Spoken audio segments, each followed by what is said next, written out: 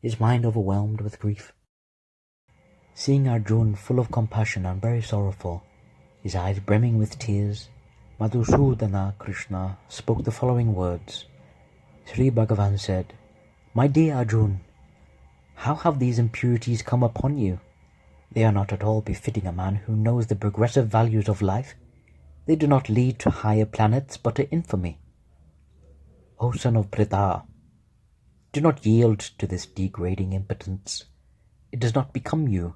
Give up such petty weakness of heart and arise, O chastiser of the enemy." Arjuna said, "O killer of Madhu, Krishna, how can I counterattack with arrows in battle men like Bhishma or Drona, who are worthy of my worship? It is better to live in this world by begging than to live at the cost of the lives of great souls who are my teachers. Even though they are avaricious, they are nonetheless superiors. If they are killed, our spoils will be tainted with blood. Nor do we know which is better, conquering them or being conquered by them. The sons of Dhritarashtra, whom if we killed we should not care to live, are now standing before us on this battlefield. Now I am confused about my duty, and have lost all composure because of weakness. In this condition I am asking you to tell me clearly what is best for me. Now I am your disciple, and a soul surrendered unto you. Please instruct me. I can find no means to drive away this grief which is drying up my senses. I will not be able to destroy it even if I win an unrivaled kingdom on the earth with sovereignty like that of the devas in heaven." Sanjay said, having spoken thus, Arjuna, chastiser of enemies, told Krishna, "Govinda, I shall not fight," and fell silent. O descendant of Bharata, at that time Krishna, smiling in the midst of both the armies, spoke the following words to the grief-stricken Arjuna.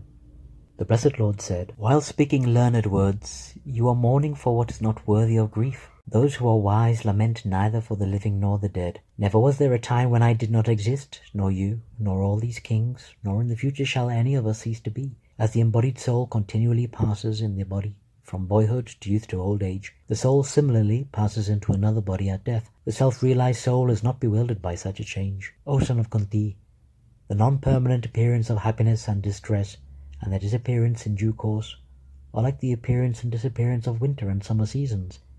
They arise from sense perception, O scion of Bharat, and one must learn to tolerate them without being disturbed. O best among men, Arjuna, the person who is not disturbed by happiness and distress and is steady in both is certainly eligible for liberation. Those who are seers of the truth have concluded that of the non-existent there is no endurance, and of the existent there is no cessation. Thus seers have concluded by studying the nature of both. Know that which pervades the entire body is indestructible. No one is able to destroy the imperishable soul. Only the material body of the indestructible, immeasurable, and eternal living entity is subject to destruction. Therefore, fight, O descendant of Bharat. He who thinks that the living entity is the slayer, or that he is slain, does not understand. One who is in knowledge knows that the self slays not, nor is slain. For the soul there is never birth nor death, nor, having once been, does he ever cease to be. He is unborn, eternal, ever-existing, undying, and primeval. He is not slain when the body is slain. O Partha, how can a person who knows the soul is indestructible, unborn, eternal, and immutable, kill anyone or cause anyone to kill? As a person puts on new garments, giving up old ones, similarly, the soul accepts new material bodies, giving up the old and useless ones. The soul can never be cut into pieces by any weapon, nor can he be burned by fire, nor moistened by water, nor withered by the wind. This individual soul is unbreakable and insoluble, and can be neither burned nor dried. He is everlasting, all-pervading, unchangeable, immovable, and eternally the same. It is said that the soul is invisible, inconceivable, immutable, and unchangeable. Knowing this, you should not grieve for the body. If, however, you think that the soul is perpetually born and always dies, still you have no reason to lament, O mighty armed. For one who has taken his birth, death is certain, and for one who is dead, birth is certain. Therefore, in the unavoidable discharge of your duty, you should not lament. All created beings are unmanifest in their beginning, manifest in their interim state, and unmanifest again when they are annihilated. So what need is there for lamentation? Some look on the soul as amazing, some describe him as amazing, and some hear of him as amazing, while others, even after hearing about him, cannot understand him at all.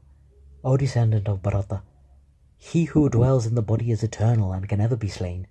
Therefore you need not grieve for any creature. Considering your specific duty as a Kshatriya, you should know that there is no better engagement for you than fighting on religious principles, and so there is no need for hesitation.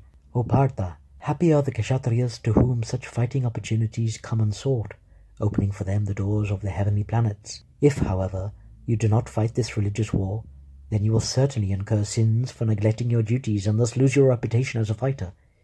People will always speak of your infamy, and for one who has been honored, dishonor is worse than death. Great generals who have highly esteemed your name and fame will think that you have left the battlefield out of fear only, and thus they will consider you a coward. Your enemies will describe you in many unkind words and scorn your ability. What could be more painful for you? O son of Kunti, either you will be killed on the battlefield and attain the heavenly planets, or you will conquer and enjoy the earthly kingdom. Therefore get up and fight with determination. Do you fight for the sake of fighting, without considering happiness or distress, loss or gain, victory or defeat? And, by doing so, you shall never incur sin. Thus far I have declared to you the analytical knowledge of Sankhya philosophy. Now listen to the knowledge of yoga, whereby one works without fruit of results. O son of Pratha, when you act by such intelligence, you can free yourself from the bondage of works. In this endeavor there is no loss or diminution, and a little advancement on this path can protect one from the most dangerous type of fear. Those who are on this path are resolute in purpose, and their aim is one. O beloved child of the Gurus, the intelligence of those who are irresolute is many-branched. Men of small knowledge are very much attached to the flowery words of the Vedas, which recommend various fruitive activities for elevation to heavenly planets, resultant good birth, power, and so forth. Being desirous of sense gratification and opulent life, they say that there is nothing more than this. In the minds of those who are too attached to sense enjoyment and material opulence, and who are bewildered by such things, the resolute determination of devotional service to the Supreme Lord, the Vedas mainly deal with the subject of the three modes of material nature. Rise above these modes, O Arjun. Be transcendental to all of them. Be free from all dualities and from all anxieties for gain and safety, and be established in the self. All purposes that are served by the small pond can at once be served by the great reservoirs of water. Similarly, all the purposes of the Vedas can be served to one who knows the purpose behind them. You have a right to perform your prescribed duty, but you are not entitled to the fruits of action. Never consider yourself to be the cause of the results of your activities, and never be attached to not doing your duty. Be steadfast in yoga, O Arjun. Perform your duty and abandon all attachment to success or failure. Such evenness of mind is called yoga. O Dhananjaya, rid yourself of all fruitive activities and devotional service, and surrender fully to that consciousness. Those who want to enjoy the fruit of their work are misers. A man engaged in devotional service rids himself of both good and bad actions, even in this life. Therefore strive for yoga, or Arjun, which is the art of all work. The wise, engaged in devotional service, take refuge in the Lord, and free themselves from the cycle of birth and death by renouncing the fruits of action in the material world. In this way they can attain the state beyond all miseries.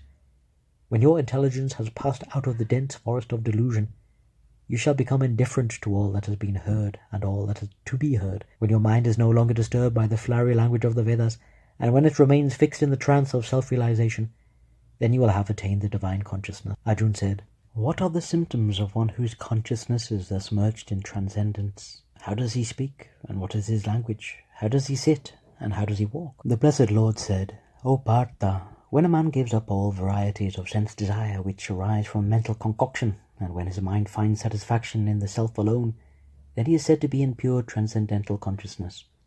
One who is not disturbed in spite of the threefold miseries, who is not elated when there is happiness, and who is free from attachment, fear, and anger, is called a sage of steady mind. He who is without attachment, who does not rejoice when he obtains good, nor lament when he obtains evil, is firmly fixed in perfect knowledge.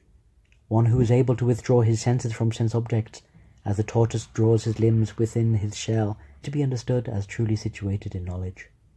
The embodied soul may be restricted from sense enjoyment, though the taste for sense object remains, but, ceasing such engagements by experiencing a higher taste, he is fixed in consciousness. The senses are so strong and impetuous, O Arjun, that they forcibly carry away the mind even of a man of discrimination who is endeavoring to control them. One who restrains his senses and fixes his consciousness upon me is known as a man of steady intelligence. While contemplating the objects of the senses, a person develops attachment for them, and from such attachment lust develops, and from lust anger arises, from anger delusion arises, and from delusion bewilderment of memory. When memory is bewildered, intelligence is lost, and when intelligence is lost, one falls again into the material pool. One who can control his senses by practicing the regulated principles of freedom can obtain the complete mercy of the Lord, and thus become free from all attachments and aversion. For one who is so situated in the divine consciousness, the threefold miseries of material existence exist no longer. In such a happy state, one's intelligence soon becomes steady. One who is not in transcendental consciousness can have neither a controlled mind nor steady intelligence, without which there is no possibility of peace. And how can there be any happiness without peace? As a boat on the water is swept away by a strong wind, even one of the senses on which the mind focuses can carry away a man's intelligence. Therefore, Almighty Armed, one whose senses are restrained from their objects is certainly of steady intelligence.